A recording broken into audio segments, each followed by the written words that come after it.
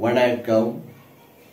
நிலவலை தொலைக்காட்சி நேயர்களுக்கெல்லாம் நமது நிகழ்ச்சியான நேர்முகம் ஓர் அறிமுகம் என்ற நிகழ்ச்சி நீங்கள் எல்லாம் பார்த்திருப்பீர்கள். நமது நீலகிரி மாவட்டம் கூடலூர் பகுதி போன்ற பகுதிகளிலே இருக்கின்ற முக்கிய பிரபர்களெல்லாம் அழைத்து அவர்களை பற்றி தெரிந்து கொள்வதையும் அவர்களை பற்றி அறிந்து கொள்கின்ற ஒரு நிகழ்ச்சியாக நேர்முகம் ஓர் அறிமுகம் என்ற நிகழ்ச்சியை தொடர்ந்து நமது நீலமலை தொலைக்காட்சியில் எடுத்து ஒளிபரப்பு செய்து வருகிறோம். அதை போல இன்றைக்கு நீலகிரி மாவட்டம் இவரை தெரியாதவர்கள் யாரும் இல்லை என்று சொல்லுகின்ற அளவிற்கு நீலகிரி மாவட்டம் முழுவதும் அறிந்தவர், தெரிந்தவர், புரிந்தவர், எல்லோரும் மக்களிடத்தில் எளிமையாக இனிமையாக பழகக்கூடிய அருமை நண்பர், இனிய நண்பர் என்றெல்லாம் கூட சொல்லக்கூடியவர். இன்றைக்கு நீலகிரி மாவட்டத்தை விட்டு வேறொரு மாவட்டத்திற்கு சென்றிருந்தாலும் நீலகிரியின் மீது கொண்டிருந்த பற்றுதலால், பாசத்தால், அன்பால் அடிக்கடி நீலமலை தொலைக்காட்சி நீலகிரிக்கும் வந்து செல்லக்கூடியவர். அதுபோல்தான் கடந்த வாரம் ஒரு புத்தகம் வெளியிடும் நிகழ்ச்சிக்கு இவர் கூடலூர் வருகை தந்திருந்தார். அப்பொழுது நீலமலை தொலைக்காட்சி இவரை சந்தித்து உங்களுடைய பணியும் உங்களுடைய சேவையும் உங்களுடைய புகழையும் நீலமலை தொலைக்காட்சி நன்கு அறிந்திருக்கிறது. ஆகையினால் நீலமலை தொலைக்காட்சி நடத்துகின்ற நேர்முகம் ஓர் அறிமுகம் நிகழ்ச்சியிலே நீங்கள் பங்கெடுக்க வேண்டும் என்று அன்று கேட்டிருந்தோம். அதற்கு இசைந்திருந்தால் அவரை நாம் இன்றைக்கு இங்கே அழைத்து வந்திருக்கிறோம். இவர் எப்படிப்பட்டவர் என்று சொன்னால், இவர் பழமுகங்களை கொண்டவர். பண்பின் முகம் ஒன்று இருந்தாலும், பழகும் இனிய நண்பர் ஒன்று இருந்தாலும், அதை தாண்டி தமிழின் மீது வைத்திருக்கின்ற பற்றுதலும் பாசத்தாலும் இவர் தமிழுக்காகவே தன் தியாகத்தை, தமிழுக்காகவே இவர் பல தியாகங்களை செய்திருக்கிறார் என்று சொல்லலாம். இவர் நாம் பேசுகின்ற அந்த தமிழ் சொல்லை கேட்டாலே இனிமையாக இருக்கும். தேனிலும் இனியதொரு சொல்லாக தமிழ் சொல்லை சொல்லுகிறாரே என்று இவர் தமிழ் சொல்லை சொல்லலாம். அதையோடு இவர் தமிழிலே வடிக்கின்ற கவிதைகளெல்லாம் ஒவ்வொரு கவிதையும் அழகான கவிதையாக, அருமையான கவிதையாக இருந்து வருகிறது. பல பரிசுகளையும் பெற்றிருக்கிறார். பொற்குவியில் இவர் பெற்றிருக்கிறார். இவர் கவிதைக்காக சென்னை மாநகரத்திலே நடைபெற்ற ஒரு நிகழ்ச்சியிலே கலந்து கொண்டு அதிலேயும் பரிசை பெற்றிருக்கிறார். இப்படி பல்வேறு விருதுகளை பெற்ற அருமை நண்பர். கூடலூர் பகுதியினுடைய மக்களுடைய தமிழ் சேவைக்காக, தமிழ் பணிக்காக தன்னை அர்ப்பணித்தவர் அண்ணன் மணிவண்ணன் அவர்கள் நமது நீலமலை தொலைக்காட்சிக்கு வருகை தந்திருக்கிறார். வணக்கம் அன்பு நேயர்களே. இங்கே என்னை அழைத்து பேட்டி காண இருக்கின்ற நண்பர் நீலமலை தொலைக்காட்சியின் நிறுவனர் ஐயா அஸ்ரப் அவர்களை இந்த நேரத்தில் நான் சந்தித்து உங்களோடு உரையாடுவதில் பெருமகிழ்ச்சி அடைகின்றேன். வணக்கம். வணக்கம்ண்ணா. வணக்கம். வணக்கம். உங்களை சந்திப்பதில் நீலமலை தொலைக்காட்சி பெருமை கொள்கிறது. ரொம்ப நன்றி. உங்களது படைப்புகளெல்லாம் நாங்கள் ஏராளமாக பார்த்திருக்கிறோம். மகிழ்ச்சியாக இருக்கிறது. கடந்த வாரம் கூட நமது நாடார் மண்டபத்தில் வைத்து ஒரு புத்தகம் வெளியிடும் நிகழ்ச்சி, அந்த நிகழ்ச்சி பல நாட்களுக்கு பிறகு நேரிலே, தொலைபேசியில் நேரிலே சந்தித்து பேசக்கூடிய ஒரு அரிய வாய்ப்பு கிடைத்தது. இந்த தமிழ் பணியை எந்த ஆண்டு எப்போது தொடங்கினீர்கள்? நான் ஆரம்ப காலத்திலிருந்தே, நான் படிக்கும் காலத்திலிருந்தே தமிழ் மீது பற்று கொண்டவன். ஆகவே அந்த காலத்திலிருந்தே நான் எழுதிக்கிட்டு இருக்கேன், கவிதை எழுதிட்டு இருக்கேன், கதைகள் எழுதிட்டு இருக்கேன். எனது பள்ளிகளிலும் பள்ளிகள் நாட்களிலும் நான் நிறைய மேடைகளில் பேசியிருக்கேன், கவிதைக்கு பரிசு வாங்கியிருக்கேன். ஆரம்ப காலகட்டத்திலேயே கல்லூரி வாழ்க்கையில் இன்னும் அதிகமாக என்னுடைய கவிதைகளை நான் அரங்கேற்றுகிறேன். அதன் பிறகு நான் கூடலூர் வந்திருக்கேன். தொலைபேசி துறையில் நான் இந்த ஊரில் வந்து ஃபஸ்ட்டு இங்கே ஜாயின் பண்ணேன் 1983ஆம் ஆண்டு. அன்னையிலிருந்து வயிற்றுக்காக தொலைபேசி துறையும் என் மனதிற்காக கவிதையும் ஆக என்னை இரண்டாக பிரித்துக் கொண்டேன். பகலெல்லாம் நான் துறைக்காக வேலை செய்தாலும் இரவெல்லாம் என் கவிதை பணி தொடர்ந்து கொண்டே இருக்கும். இன்று வரை அதை நான் துருப்பிடிக்காமல் பார்த்து கொண்டிருக்கின்றேன். அந்த வகையில் நான் 1991 எனது கல்யாணம் நடந்தது. அதன் பிறகு நான் நிறைய பத்திரிகைகளிலே எனது கவிதைகளை எல்லாம் நான் அனுப்பியிருந்தேன். அப்போ அந்த காலகட்டத்தில் தினசரி எனது கவிதைகள் வெளிவர ஆரம்பித்தன. எல்லா பத்திரிகைகளும் ராணி உட்பட தேவி, தமிழரசி வார இதழ், பாக்கியா, இன்னும் கல்கி போன்ற இதழ்களில் எல்லாம் எனது கவிதைகள் வந்து கொண்டே இருந்தன. அந்த காலகட்டத்தில் அப்படி வந்து கொண்டிருக்கின்ற போது சரி நாம் வந்துட்டு 1993ஆம் ஆண்டு நாமும் கலந்து கொள்வோம் என்று போட்டியில் கலந்து கொண்டேன். அப்பொழுது மாநில வாரியாக மாநில மட்டத்தில் ஒரு கவிதை போட்டி வைத்திருந்தார்கள். அன்றைய சசிகலா நடராஜன் சொல்லப்படுகின்ற அந்த நபர் தமிழரசி வார இதழ் நடத்தி கொண்டிருந்தார். அவர் நடத்திய அந்த மாநில அளவிலான போட்டியிலே நான் முதல் பரிசு வென்று எனக்கு பொற்கிழி கவிஞன் என்ற பட்டத்தை கொடுத்தார்கள். அன்று கோவை ஞானி கலையரங்கத்திலே மிகப்பெரிய, அதாவது 2500-3000 பேர் இருக்கக்கூடிய மேடையிலே அது போன்ற ஒரு பட்டத்தை அளித்து என்னை பேச வைத்தார்கள். அன்றையிலிருந்து என் கவிதை திறமை அறிந்து மீண்டும் மீண்டும் நான் பத்திரிகைகள் வாயிலாகவும் அதே போல கவிதை மேடைகள் வாயிலாகவும் என்னுடைய படைப்புகளை வெளியிட்டுக் கொண்டிருந்தேன்.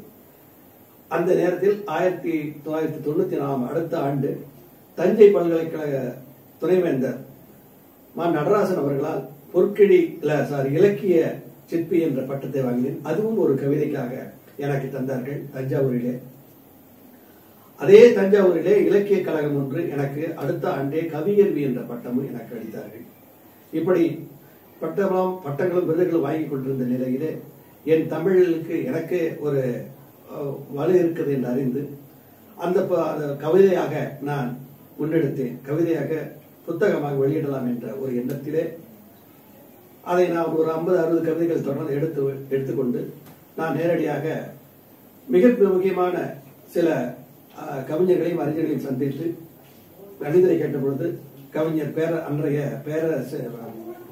கவிஞர் கவி பேரரசு வைரமுத்து அவர்கள் எனக்கு அணிந்துரை வழங்கினார்கள்.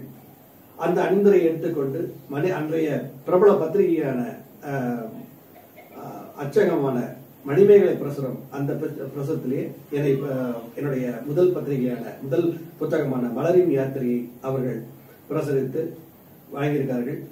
அந்த புத்தகத்தை நான் முதலில் வெளியிட்டது இங்கே நமது கூடலூரிலே நாடார்கள் என்னும் அன்றைய திராவிட முன்னேற்ற கழகத்தின் கொறடாவாக இருந்த பாமு முபாரக் அவர்கள் தான் அதை வெளியிட்டார்கள். வெளியிட்டு பெருமைப்படுத்தினார்கள். அதுதான் நான் எழுதிய முதல் புத்தகம். அதற்கு அடுத்த ஆண்டு 1997 பிப்ரவரி மாதம் வெளியிலிருந்து வானம் வரை என்ற அந்த ஒரு புத்தகம் எழுதினேன். அந்த கவிதை புத்தகத்தை குறிஞ்சி இலக்கிய மன்றம் சார்பாக நிறுவனர் நம்ம குறிஞ்சி ராமமூர்த்தி அவர்கள் என் புத்தகத்தை வெளியிட முன்வந்த போது அதை வந்துட்டு யாரை வைத்து வெளியிடுவது என்று நாங்கள் ஆராய்ந்த பொழுது அன்றைய மிக முக்கிய அறிஞர்களிலே ஒருவராக இருந்த ஐயா குமரிநந்தன் அவர்கள், காங்கிரஸ் பேரியக்கத்தின் தலைவராக இருந்தவர் ஐயா குமரிநந்தன் அவர்கள் என்னுடைய புத்தக வெளியீட்டுக்கு வருவதாக சொல்லியிருந்தார். அவரை வரவழைத்து அன்றைய காலகட்டத்தில் இதே கூடலூர் மண்ணிலே காந்தி மண்டபத்திலே அவர் அந்த புத்தகத்தை வெளியிட்டு எனக்காக 1.5 மணி நேரம் அந்த புத்தகத்தை பற்றி பேசி என்னை பெருமைப்படுத்தினார். இது நான் எழுதிய 2வது புத்தகம். அடுத்ததாக எனது குடும்பத்தின் காரணமாக நான் மேட்டுப்பாளையம் பகுதிக்கு சென்று விட்டேன். அங்கே போய் 2-3 புத்தகங்கள் கவிஞர் நீலகிரி மேட்டுப்பாளையம் தமிழ்ச்சங்கத்தின் சார்பாக மனிதனை தேடி என்ற நாடக நூலும், அதே போல வாய்மையும் வான்படையும் என்ற ஒரு புத்தகம் கோவை ஞானி அவர்களால் வெளியிடப்பட்டேன் மேட்டுப்பாளையம் தமிழ்ச்சங்கத்திலே. அதுக்கடுத்தபடியாக கிட்டத்தட்ட ஒரு 6 மாத காலங்கள் ஆய்ந்து பல புத்தகங்களை ஆய்ந்து அறிந்து நான் எழுதியதுதான் சிலப்பதிகாரத்தின் சுருக்கம். அதுதான் செம்மொழி பாவை என்ற நூலாக விழுந்தது.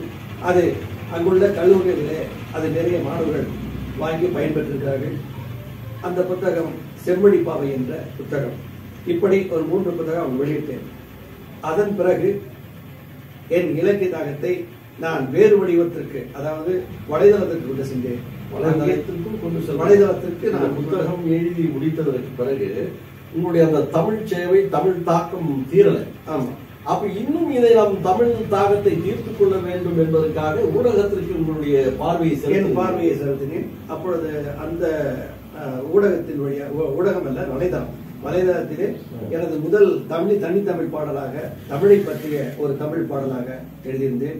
2வது பாடல் வந்துட்டு ஒரு பாடல் தாராபுரத்திலே வைத்து எடுத்தேன். 3வதாக நடிகர் MS பாஸ்கர் என்ற ஒரு மிகப்பெரிய நடிகர், அந்த நடிகரை வைத்து ஒரு பாடலை வெளியிட்டேன். அப்படி 3 தனிப்பாடல்களை நான் வலைதளத்திலே வெளியிட்டிருக்கிறேன். அதன் பிறகு 2 குறும்படங்கள், கவிதா, மதுவை விளக்கு என்ற 2 குறும்படங்களையும் நான் வெளியிட்டிருக்கின்றேன். இத்தனை பணிகள் செய்து நான் கேட்ட கேள்வி, நீங்க எப்பொழுது இந்த தமிழ்ச்சங்கத்தை தொடங்கினீர்கள், தமிழ்ச்சங்கத்தை என்ற ஒரு கேள்விக்கு ஒட்டுமொத்த பதிலாக சொல்லிவிட்டீர்கள். அருமையாக இருக்கிறது. முதல் புத்தகம் மணிமேகலை தமிழ்வாணன் தொடங்கிய அந்த பிரசங்கத்துல உங்களுடைய போட்டிருக்கீங்க. முதல் புத்தகம் என்ன சொன்னீங்க? முதல் புத்தகம் மலரின் யாத்திரை. அதுதான். அந்த முதல் புத்தகத்தினுடைய தலைப்பே மலரின் யாத்திரை. என்னுடைய தமிழனுடைய கவிதை மலைகளை, என்னுடைய தமிழனுடைய எழுத்தை நான் யாத்திரையாக தொடங்க போகிறேன் அப்படின்னு சொல்லி அந்த முதல் புத்தகத்திலேயே வைத்து ஒரு அருமையான புத்தகத்தை வெளியிட்டீர்கள். அதற்கு உங்களுக்கு வரவேற்பு. அதற்கு முதல்லயே நீங்க நடராஜன் சசிகலா அவருடைய கணவர் நடத்திய தமிழ் வார இதழ், தமிழரசி வார இதழ் என்று அது இப்போது இருக்கிறதா எனக்கு தெரியவில்லை. ஆனால் அன்றைய காலகட்டத்தில் அந்த வாரம் எல்லா அரசு அலுவலகங்களிலும் அந்த புத்தகத்தை காணலாம். புத்தகத்தை இப்போ போய் நம்ம உட்கார்ந்தோம்னா கொஞ்ச நேரம் அந்த புத்தகத்தை படிக்கலாம். அந்த நேரத்தில் உங்களுடைய கவிதைகள் எல்லாம் அதில் வந்திருக்கிறது. அதையும் நானும் கவனித்திருக்கிறேன், பார்த்திருக்கிறேன், படித்திருக்கிறேன். அப்படி தமிழை வளர்த்த இந்த தமிழ் சங்கம் இந்த கூடலூரிலே தொடங்குவதற்கு உங்களோடு ஒத்துழைத்தவர்கள் யார்? அந்த எண்ணம் எப்படி தோன்றியது? நன்றி, நல்ல கேள்வி. நாங்கள் 1993 நான் சொன்னேன் அல்லவா, அந்த 93 காலகட்டங்களில் நான் இந்த இலக்கிய தாகமுடைய ஒரு 10-15 பேர் நாங்கள் ஒன்றாக இணைந்தோம். அதில் குறிப்பாக சொல்ல போனால் அன்றைய அன்வர் சாட்சி என்பவர், அதே போல தென்றல் கபூர் என்பவர், அப்புறம் தம்பி நாகநாதன் அவர்கள், அப்புறம் சக்திவேல் அவர்கள், ஆனந்தராஜ் அவர்கள், இப்படி போன்ற ஒரு இலக்கிய தாகம் உள்ள ஒரு பல பேர், நிறைய பேர் பேரும் மறந்து விட்டது. கூட்டு முயற்சியாக ஆரம்பித்து முதல்ல நாங்க தமிழ் இலக்கிய கூடல் என்ற அந்த பெயரிலே இங்கே ஆரம்பித்தோம். அது அந்த இலக்கிய கூடல் அடுத்த பரிமாணமாக நாங்கள் நீலகிரி மாவட்ட தமிழ்ச்சங்கம் என்று பெயர் மாற்றம் சொல்லி கடந்த 21 ஆண்டுகளாக நீலகிரி மாவட்ட தமிழ்ச்சங்கம் என்ற அந்த சங்கத்தை நடத்தி கொண்டிருக்கிறோம். அது இன்னும் நாங்கள் தெளிவாக செய்து கொண்டிருக்கிறது. எனக்கு ஒத்துழைப்பு கொடுத்துக் கொண்டிருப்பவர்களில் மிக முக்கியமானவர்கள் யார் என்றால் நமது ஆனந்தராஜா அவர்கள், தம்பி நாகநாதன் அவர்கள், தம்பி சக்திவேல், இவர்களெல்லாம் நாங்கள் இன்றைக்கு நம்மளோட பணியாற்றிட்டு இருக்காங்க. இதுல அதற்கு பிறகு அடுத்த தலைமுறைக்கு நாங்கள் எடுத்து செல்ல வேண்டும் இந்த நீலகிரி மாவட்ட தமிழ்ச்சங்கத்தை என்று சொல்லி அன்று மாணவர்களாக எங்கள் தமிழ்ச்சங்கத்திலேயே பங்கு கொண்ட தம்பிகள் கணேசன், இன்னைக்கு அவர் ஒரு வக்கீலாக இருக்கிறார். அதே போல மணிகண்டன் என்பவர் பேராசிரியராக இருக்கிறார். நம்ம கலைச்செல்வன் என்பவர் ஆசிரியராக இருக்கிறார். இவர்களெல்லாம் அடுத்த தலைமுறையாக நாங்கள் அவர்களை எல்லாம் மிக முக்கியமான ஒரு நிலையில் அவர்கள் பணியாற்றி கொண்டிருக்கிறார்கள். இந்த நீலகிரி மாவட்ட தமிழ்ச்சங்கத்திற்கு இன்றைக்கும் அவர்கள் அடுத்த தூணாக நாங்கள் பார்த்து கொண்டிருக்கின்றோம். அந்த வகையில் அப்படித்தான் வந்துட்டு இருக்கிறது. இப்பொழுது கூட நான் இறுதியாக இப்போ ஒரு 2 வாரத்துக்கு முன்பு மொட்டை மாடி வட்ட நிலாவும் என்ற புத்தகம் நீலகிரி மாவட்ட தமிழ்ச்சங்கத்தின் சார்பாக இதே கூடலூரிலே நாடாளுமன்ற கல்யாண மண்டபத்திலே நாங்கள் நடத்தினோம். அதிலே நீங்கள் கூட கலந்திருக்கிறீர்கள். அந்த புத்தகத்தை நான் வெளியிட்டு எங்கள் தமிழ்ச்சங்கம் பெருமைப்படுத்தி அந்த மொட்டை மாடி வட்ட நிலா, மொட்டை மாடி வட்ட நிலா, அந்த தலைப்பே ஒரு தனியாக இருக்கிறது. அப்படிப்பட்ட ஒரு தலைப்பு ஏன் சுற்றுவீர்கள்? அதைதான் எனது மாவட்ட சங்கத்தின் சார்பாக கேட்டிருந்தாங்க. அதாவது நான் வளரின் யாத்திரை, மனிதனை தேடி, வாய்மையும் வான்மழையும், செம்மொழி பாவை என்று பல இலக்கிய பெயர்களை சூட்டிய நான் இந்த மொட்டை மாடியும் வட்ட நிலாவும் என்ற பெயரை நான் வைத்ததற்கு முதல் காரணம் என்னென்றால், இலக்கிய வார்த்தைகளை காது கொடுத்து கேட்க இன்று இருக்கக்கூடிய மாணவர்களோ இளைஞர்களோ முன் வருவதில்லை. அது பார்த்தால் இலக்கிய வார்த்தையை பார்த்தாலே ஓடி விடுகிறார்கள். பழைய பாட்டை கேட்டா எப்படி ஓடுறாங்க அதே மாதிரி. அதனால அவர்களுக்கு தகுந்த மாதிரி கரடு பொருளா எதையா வைக்க வேண்டாம், மொட்டை மாடியும் வட்ட நிலாவும் வைக்கிறேன். அதற்கும் ஒரு காரணம் உண்டு. அதுவும் ஒரு கவிதையாகத்தான் நான் பதிவு பண்ணியிருக்கேன். அது ஒன்றுமில்லை, என் தனிமையை இனிமை செய்கிறது மொட்டை மாடியும் வட்ட நிலாவும் என்று எழுதியிருந்தேன். அந்த கவிதையை தான் நான் தலைப்பாக வைத்திருக்கிறேன். மொட்டை மாடியில் ஏறி இரவு நேரத்திலே படுக்கையை விரித்து உறங்கும் முன்பு அந்த வட்ட நிலாவை பார்த்தால் வராத கவிதைகள் எல்லாம் வரும், கற்பனைகள் தோன்றும். அந்த கற்பனையில் தோன்றுகின்ற கவிதை பல வடிவங்களை பெறும். அப்படிங்கிற மாதிரி ஒரு தலைப்பை கொடுத்திருக்கிறீங்க. இந்த தலைப்பே அன்றைக்கு ஒரு புதுமையாக இருந்தது. அந்த மண்டபத்தில் நானும் கவனித்தேன். அந்த மொட்டை மாடியில் வட்ட நிலா, எல்லோருடைய வாய்களும் முணுமுணுத்தது. மொட்டை மாடியில் வட்ட நிலா என்று. அதனால்தான் அந்த கேள்வி உங்களிடத்திலே கேட்டேன். உங்களுடைய இந்த பயணத்தில் என்ன அனுபவம் உங்களுக்கு கிடைத்தது? தமிழை வளர்த்த அனுபவம் நிறைய அனுபவங்கள் கிடைக்கிறது. நான் எனது தமிழ் பங்காற்றிய பிறகு, இந்த புத்தகம் வெளியிட்டதுக்கு பிறகு நிறைய பெரிய பெரிய கவிஞர்களையும் அறிஞர்களையும் சந்திக்கக்கூடிய ஒரு வாய்ப்பு. அதே போல நீலகிரி மாவட்ட தமிழ்ச்சங்கத்தின் சார்பாக ஆண்டுதோறும் மிகப்பெரிய அறிஞர்களையும் கவிஞர்களையும் கொண்டு வந்து அவர்களின் கருத்தை இந்த மண்ணிலே விதைப்பதற்கான ஒரு அற்புதமான ஒரு நிலையை நான் ஏற்படுத்திக் கொண்டேன். அதே போல இந்த மண்ணுக்கும் அந்த பெருமை உண்டு. இந்த தமிழால் நான் பல அறிஞர்களை சந்தித்திருக்கிறேன் என்பது பெருமை என்றாலும் கூட, இந்த மண்ணிலே நீலகிரி மாவட்ட தமிழ்ச்சங்கத்தின் சார்பாக அவர்களெல்லாம் அழைத்து வந்து வெளியிட்டது மிகப்பெரிய எனக்கு சந்தோஷம் ஏற்பட்டிருக்கிறது.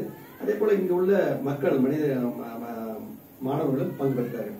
அதே போல ஆண்டுதோறும் இந்த நீலகிரி மாவட்ட தமிழ்ச்சங்கத்தின் சார்பாக ஒரு 1000 பேர் 1000 மாணவர்கள் எல்லாம் வருகிறார்கள்.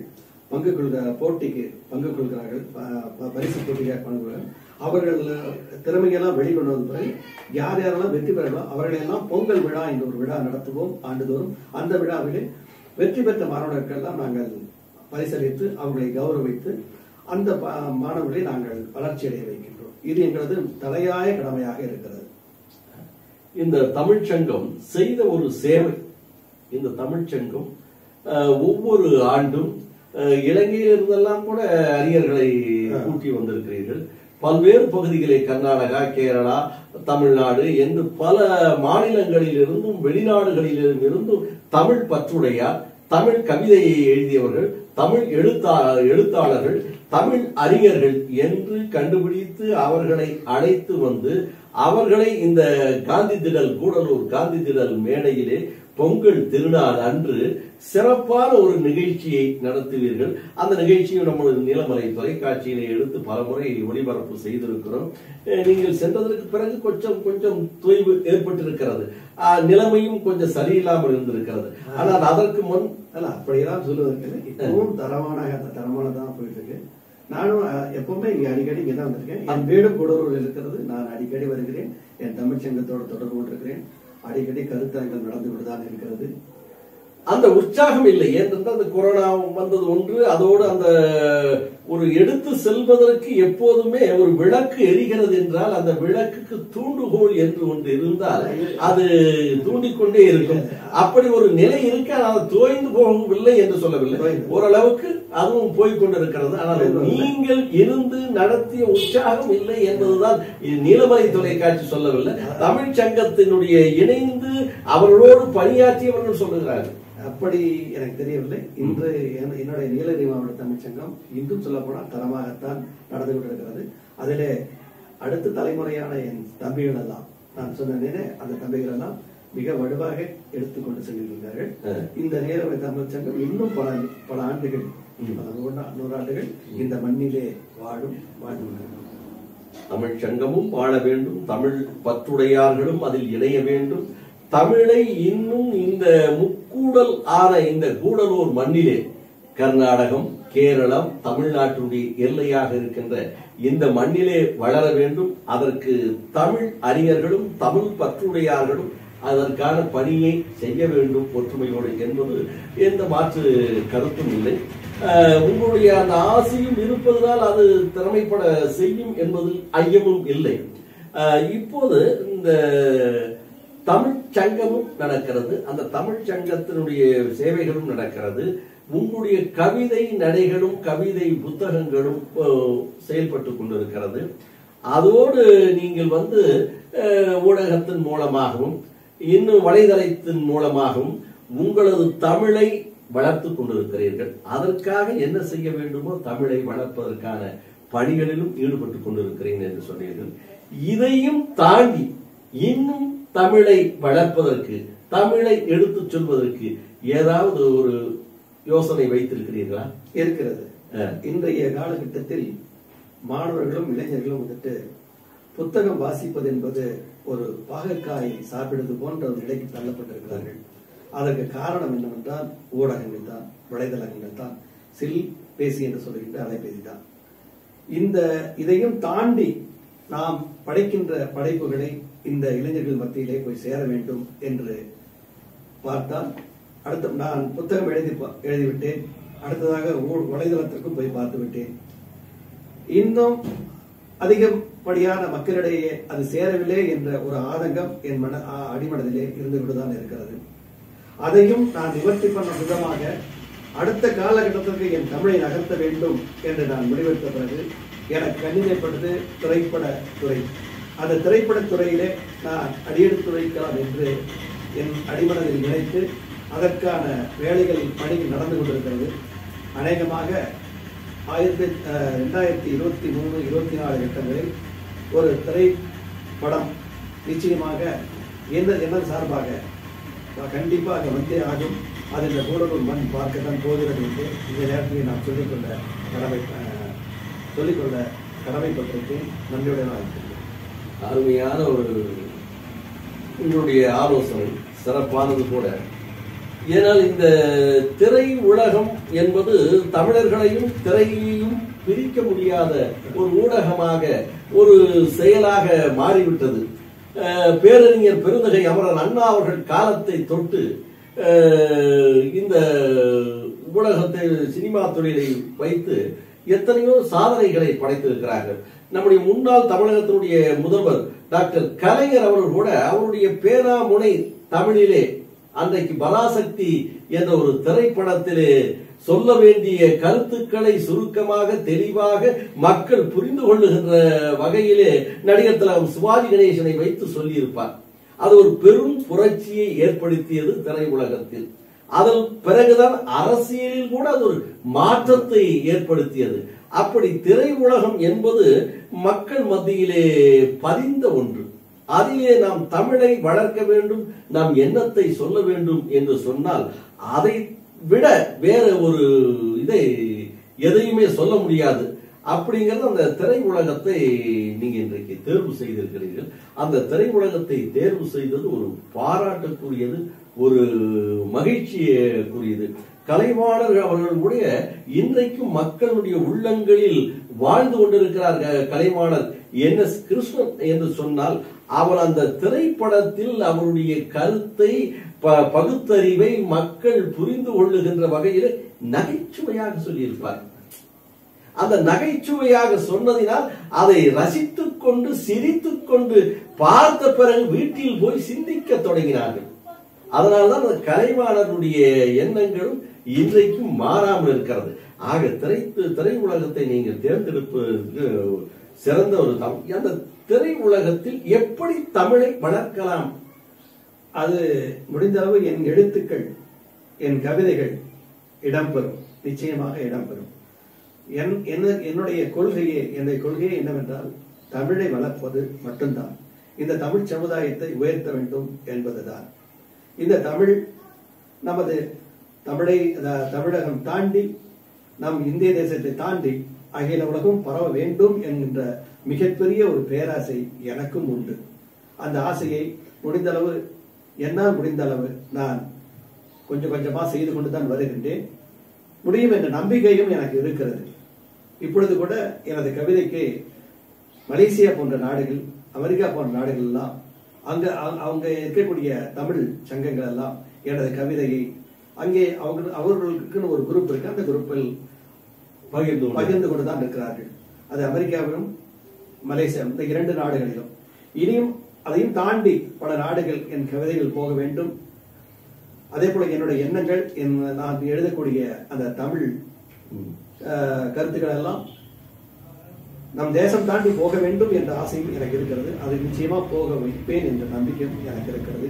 அதை இந்த நீலகிரி மாவட்ட நீலமலை தொலைக்காட்சி மூலமாக நான் உங்களிடையே இந்த கூடலூர் மண்ணில் பிறந்திருக்கிறேன் என்ற ஒரு மிகப்பெரிய ஒரு ஆனந்தத்தில் இதை நான் உங்களோட பகிர்ந்து கொள்கின்றேன். யாரும் உங்களுடைய எண்ணமும் உங்களுடைய செயலும் அந்த தமிழ் பற்றும் எங்களுடைய நீலமலை தொலைக்காட்சியே எண்ணி பார்க்க வைக்கிறது. அன்றைக்கு பூங்குன்றனார் எழுதிய ஒரு கவிதை இன்றைக்கு ஐநா சபையிலே இருக்கிறது. யாதும் ஊரே யாவரும் கேளீர், யாதும் ஊரே யாவரும் கேளீர் என்று அந்த தமிழன் எழுதிய ஒரு கவிதை தான் இன்றைக்கு அந்த முகப்பாக அந்த ஐநா சபையிலே இருக்கிறது என்று சொல்லுவார்கள். அந்த பூங்குன்றனாருடைய புகழ் இன்றைக்கும் பரவி கொண்டிருக்கிறது. அப்படி இந்த தமிழ்வாரனுடைய புகழ் தமிழர்கள் இருக்கும் இடமெல்லாம் பரவ வேண்டும், தமிழர்கள் இருக்கின்ற இடமெல்லாம் சொல்ல வேண்டும் இந்த மணிவண்ணனுடைய பெயரை என்பதற்காக, தமிழை வளர்ப்பதற்காகவே ஒரு திரைப்படம் எடுக்கிறேன். அந்த தமிழை நான் உலகம் முழுவதும் பரப்புகிறேன் என்ற அந்த உங்களுடைய லட்சியம் ஒரு அருமையான லட்சியம். அந்த லட்சியம் சிறப்போடு நிறைவேற்ற வேண்டும். உங்களுடைய தமிழ் அந்த திரைப்படம் மிக விரைவில் வெளிவருவதை நீலகிரி மாவட்டமே அவரோடு எதிர்பார்த்து கொண்டிருக்கிறது. அந்த திரைப்படத்தில் உங்களுடைய தமிழ் விளையாட்டு எந்த அளவுக்கு இருக்கிறது? தமிழ் கண் தோன்றி மண் தோன்ற காலத்திற்கு முன் தோன்றிய மூத்த தமிழ் அல்லவா? தமிழ் கல்லும் தோன்றவில்லை, மண்ணும் தோன்றவில்லை. அந்த கல்லும் மண்ணும் தோன்றாத காலத்திற்கு முன்னே தோன்றிய இந்த தமிழை வளர்ப்பதுதான் இந்த மணிவண்ணனுடைய சேவை வேலை என்று உங்களை சொன்னதை நாங்கள் மனமாற வரவேற்கிறோம். இந்த திரைப்படமும் மிக விரைவில் வர வேண்டும் என்று சொல்லி இந்த நிகழ்ச்சிக்கு உங்களுடைய இறுதி உரை. இந்த கூடலூர் மண் மிக அற்புதமான மண்.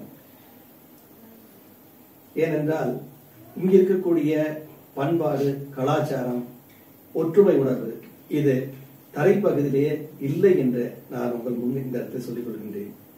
நான் இந்த ஊரில் இந்த மண்ணில் பிறந்தேன் என்பதற்காக நான் சொல்லவில்லை. நான் அனுபவித்த ஒரே காரணத்தால் சொல்கின்றேன். இது போன்ற ஒரு அற்புதமான கூடல் என்ற நகரம் இது. இது போல இந்த மண் எங்கே, இந்த மண்ணில் இருக்கக்கூடிய அந்த கலாச்சாரம், அந்த பண்பாடு நான் எங்கேயும் காணவில்லை. நான் திருச்சியில் வாழ்ந்திருக்கின்றேன், கோயம்புத்தூரிலே வாழ்ந்திருக்கின்றேன், சென்னையிலே வாழ்ந்திருக்கின்றேன், திருநெல்வேலியிலே கூட 6 மாதம் இருந்திருக்கின்றேன். பலதரப்பட்ட ஊர்களிலே பல நாட்கள் நான் வாழ்ந்திருக்கின்றேன். எங்கு வாழ்ந்தாலும் அந்த வாழ்வியல், நமது கூடலூர் மண்ணில் இருக்கக்கூடிய வாழ்வியல், ஒரு பண்பாடு எங்கேயும் நான் காணேன். ஆக இந்த நீலமலை தொலைக்காட்சி மூலமாக நமது மண்ணின் பெருமையை நான் நிச்சயமாக பல இடங்களிலே பதிவு பண்ணி கொண்டுதான் இருக்கின்றேன். கோவை போன்ற பகுதியிலே, மேட்டுப்பாளையம் போன்ற பகுதியில் ஏதாவது எனக்கு ஒரு வாய்ப்பு கிடைக்கின்ற போதெல்லாம் நமது இந்த கலாச்சாரத்தின் மேன்மையை நான் சொல்லாமல் இருந்ததில்லை. அப்படிப்பட்ட இந்த கூடலூர் மண்ணிலே, இந்த நீலகிரி மாவட்டத்திலே இருக்கக்கூடிய அனைத்து தமிழர்களுக்கும் மற்றும் வாழ்கின்ற அனைத்து தரப்பினருக்கும் எனது மனமார்ந்த நன்றியையும் வாழ்த்துக்களையும் வணக்கத்தையும் இந்த நேரத்திலே தெரிவித்துக் கொள்கின்றேன். உங்களிடம் விடைபெறுகின்றேன். நன்றி, வணக்கம். நமது கவிஞர், எழுத்தாளர், திரைப்பட நடிகர், திரைப்பட இயக்குனர், திரைப்பட தயாரிப்பாளர் என்று பல்வேறு முகங்களை வைத்துக் கொண்டிருந்த அண்ணன் மணிவண்ணன் அவர்களை இத்தனை நேரம் நம்முடைய நீலமலை தொலைக்காட்சிக்காக அவரை பேட்டியிருக்கிறோம். பேட்டி எடுக்கின்ற போது கூட அவர் பல்வேறு கருத்துக்களை சொன்னார். நான் தொலைத்தொடர்பு துறையிலே பணியாற்றி கொண்டிருந்தேன். அங்கு சம்பளம் பெறுகிறேன், என் வாழ்க்கை வளமாக ஆக வேண்டும் என்பதற்காக பகலிலே அங்கே உழைப்பேன். என் தமிழ், என்னுடைய தமிழ் என் தாய் தந்த தமிழ் அல்லவா, அந்த தமிழை வளர்க்க வேண்டும் என்பதற்காக இரவெல்லாம் கவிதை எழுதுவேன், இரவெல்லாம் கவிதை எழுதுவேன் என்று ஆரம்ப காலகட்டத்திலேயே எனக்கு வசதி வாய்ப்புகள் இல்லாத நேரத்திலே உழைத்துக் கொண்டும் தமிழுக்காக வளர்ச்சிக்காகவும் பாடுபட்டுக் கொண்டிருந்தேன் என்று தமிழை பெருமைப்படுத்தினார். தமிழை உலகம் முழுவதும் கொண்டு போக வேண்டும், என்னுடைய தமிழ் உலக மக்கள் அனைவருமே படிக்க வேண்டும், பேச வேண்டும், சொல்ல வேண்டும், கேட்க வேண்டும் என்ற ஆவல் ஆசை இருக்கிறது என்று தன்னுடைய உள்ளத்திலே இருக்கின்ற எண்ணங்களை எல்லாம் எடுத்துச் சொன்னார். அதோடு அவர் சொல்லுகின்ற போது, இந்த மண் இருக்கிறதே அல்லவா, நீலகிரி மாவட்டத்துடைய மலை மீது இருக்கிறதே, இந்த முக்கூடலாக அமைந்திருக்கின்ற கர்நாடகமும் கேரளாவும் தமிழ்நாட்டினுடைய எல்லையாக அமைந்திருக்கின்ற இந்த கூடலூர் மண்ணிலே பிறந்ததை நான் பெருமைப்படுகிறேன். இந்த மண்ணின் சொந்தக்காரன் என்று சொல்வதிலே நான் சந்தோஷப்படுகிறேன், மகிழ்ச்சி அடைகிறேன். நான் பல்வேறு ஊர்களுக்கு சென்றிருக்கிறேன். சென்னை, திருநெல்வேலி, திருச்சி, கோவை, மதுரை என்று பல்வேறு இடங்களுக்கு சென்றிருக்கிறேன். அங்கிருக்கின்ற கலாச்சாரங்களை எல்லாம் பார்த்திருக்கிறேன், அங்கிருக்கின்ற கலாச்சாரத்தோடு ஒன்றி இருந்திருக்கிறேன். ஆனால் நான் பிறந்த இந்த கூடலூரினுடைய மண்ணினுடைய கலாச்சாரத்தை நான் எங்கும் காணவில்லை. உண்மைதான், கூடலூரில்தான் ஜாதி இல்லை, மதம் இல்லை, மொழி இல்லை, இனம் இல்லை, எந்த ஒரு பாகுபாடுமே இல்லாமல் எல்லோரும் ஒரு தாய் மக்கள் போல் இந்த மண்ணிலே வாழ்ந்து கொண்டிருப்பார்கள். அது மட்டுமல்ல, இந்த மண் கூட அப்படித்தான். ஒரு சில இடங்களிலே தேயிலை வளரும், சில இடங்களிலே நெல் வளரும். நெல் விளைகின்ற பூமியிலே தேயிலை விளையாது, தேயிலை விளைகின்ற இடங்களிலே நெல் விளையாது. ஆனால் அதற்கு விதிவிலக்காக அந்த மண் கூட நெல்லும் விளையட்டும், என் மண்ணிலே தேயிலையும் விளையட்டும் என்று சொல்லுகின்ற மண்ணுதான் கூடலூர் மண். அந்த கூடலூர் மண்ணிலே நான் பிறந்ததை பெருமைப்படுகிறேன் என்று அருமை அண்ணன் மணிவண்ணன் அவர்கள் சொன்னார்கள். அவருடைய சொல்லும் அவருடைய செயலும் அவருடைய எழுத்தையும் பற்றியெல்லாம் முழுமையாக நாம் சொல்வதற்கு நேரம் போதாது. இன்னும் வருங்காலத்தில் இன்னும் அவருக்கு நேரம் கிடைக்குமையானால் இன்னொரு நிகழ்ச்சியிலே இன்னொரு நேரம் நாம் அவருடைய முழுமையை தொட முடியுமா, முடித்துவிட முடியாது, தொட முடியுமா என்று பார்ப்போம் என்று சொல்லி இந்த நிகழ்ச்சி அவர் கடந்து கொண்டு இந்த அளவுக்கு நமது நீலமலை தொலைக்காட்சியில் தன் கருத்தை பரிமாறியதற்கு நீலமலை தொலைக்காட்சி பெருமைப்படுகிறது. அதற்காக எங்களது நீலமலை தொலைக்காட்சியை சேர்ந்த திரு சக்திவேல் அவர்கள் சார்பாக ஒரு பொன்னாடையை போர்த்தி அவரிடமிருந்து நீலமலை தொலைக்காட்சி விடவரலாம் என்று எண்ணுகிறது. நீலமலை தொலைக்காட்சியின் சார்பாக சக்திவேல் அவர்கள் மணிவண்ணன் அவருக்கு பொன்னாடை போர்த்தி மகிழ்கிறார். போட்டோ எடுத்து